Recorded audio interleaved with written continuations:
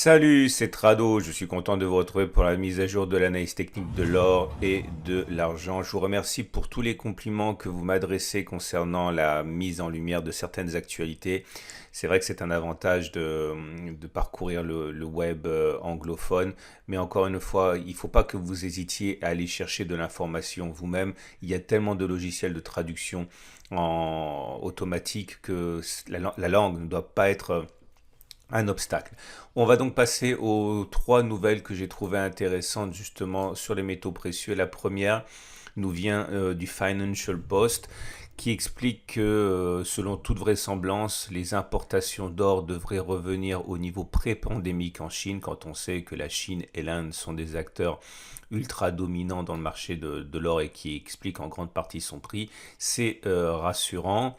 Deuxième nouvelle qui nous vient cette fois des États-Unis avec le site Forbes.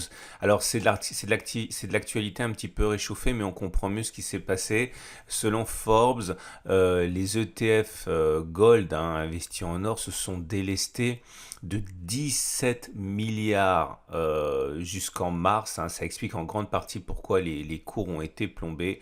Et malheureusement, cela montre une fois de plus la versatilité des investisseurs.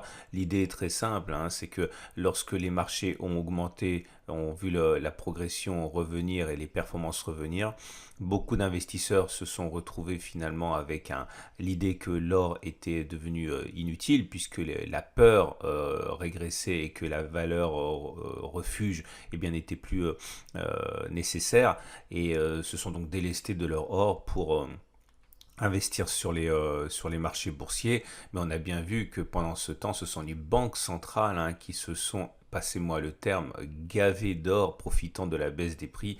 Et voilà ce qui explique en grande partie le trou d'air que l'on a eu jusqu'en mars, donc il y a 2 mois. Et troisième élément intéressant, alors là c'est un petit peu technique, mais ça pourra vous intéresser, c'est le marché de l'argent.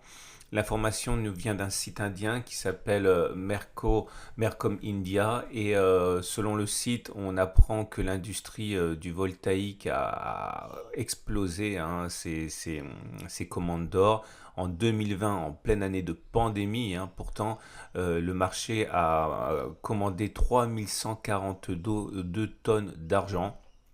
Et c'est intéressant parce que cela s'est fait malgré le progrès technique qui fait qu'on a besoin de moins en moins d'argent par cellule, avec les progrès techniques. Donc, mais ça a occasionné un prix quand même de plus en plus lourd pour l'industrie puisque voilà, il y a un effet de quantité qui a plus que compensé les progrès techniques. Enfin, je vous invite vraiment à traduire et à regarder cet article très intéressant.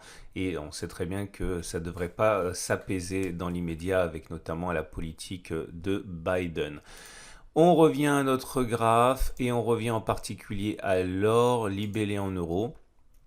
En données journalières, on voit que les choses n'ont pas forcément évolué. On a toujours... Alors attendez, je vais vous montrer d'abord les tendances. Comme vous pouvez les voir, on est au-dessus de la M7, de la M20, de la M50, mais la M7 descend, la M20 monte, la M50 est plate, donc autrement dit la tendance de court terme est plutôt neutre, la tendance générale redevient haussière et la tendance de fond tend à redevenir haussière, c'est pas mal.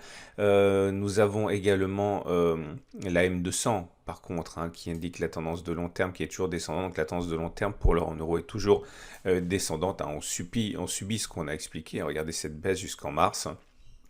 Et si on regarde les éléments purement graphiques, eh bien on voit d'une part qu'on est dans une espèce de canal là, sur lequel on a rebondi.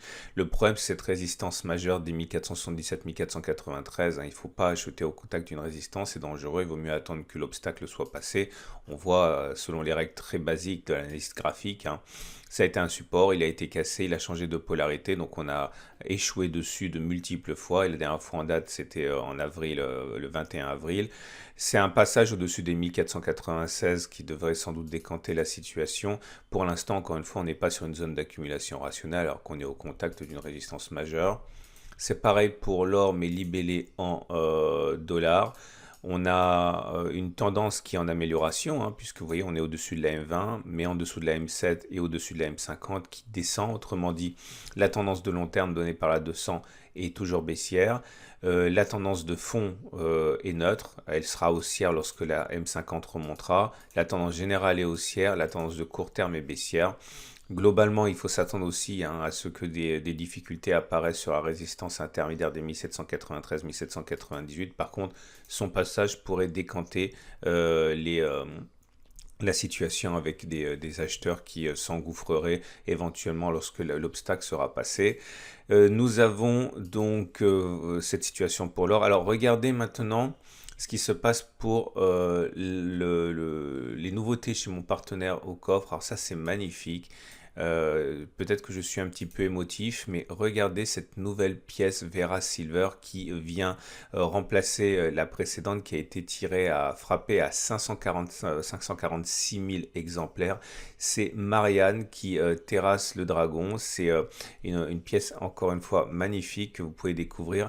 Si cela vous intéresse, vous avez le lien en dessous de la vidéo hein, pour aller directement la consulter chez mon partenaire aucoffre.com. Franchement, c'est une très belle pièce et on revient à l'analyse de l'argent justement. Alors pour l'argent libellé en euros, c'est une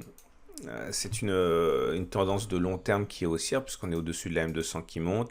La tendance générale est haussière aussi car on est au-dessus de la M20 qui monte. Par contre, la tendance de fond et la tendance de court terme sont encore baissières puisqu'on est en dessous de la M50 et en dessous de la M7 qui descend. Il faut s'attendre à des difficultés sur la résistance intermédiaire des 22,3-22.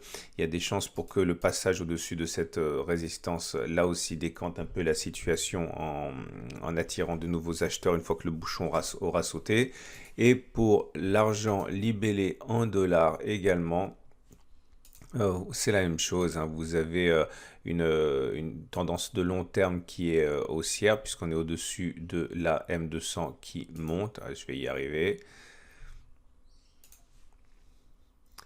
On est au-dessus de la M20 qui monte, donc la tendance générale est haussière. On est au-dessus de la M50 qui descend, donc la tendance de fond est neutre. Et la tendance de court terme est baissière parce qu'on est venu buter hein, sur cette zone de résistance intermédiaire qu'on peut maintenant clairement identifier à 26,4, 26,7. Cette zone est intraitable depuis mi-mars environ. Et regardez aussi hein, le creux qui a été atteint en mars. C'est vraiment... On comprend mieux ce qui s'est passé avec les informations qu'on a données en début de vidéo.